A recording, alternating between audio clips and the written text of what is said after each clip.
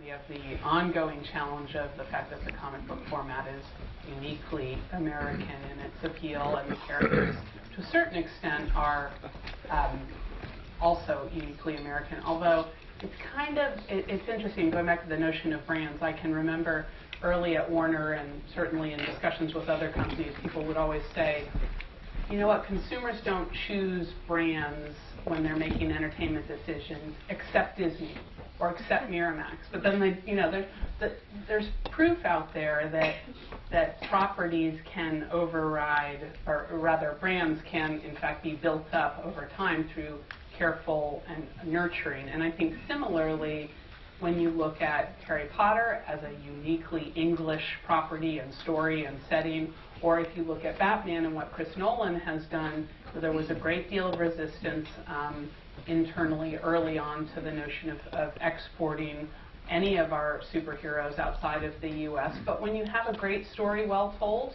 it's interesting how much they resonate. And a lot of these superhero stories, as Mimi pointed out, are uniquely human in their appeal. They are so much about being outsiders and overcoming that. So I think in many cases, I don't mean to oversimplify, but I think it is doable if we come back to what's great about the story and then tell it or execute it as well as possible. It may not always work. Superman's always going to represent America in a way that isn't appealing in every territory. But if we tell a great Superman story, I'm not sure that our own sense of limitation is really what the case is, but we'll see.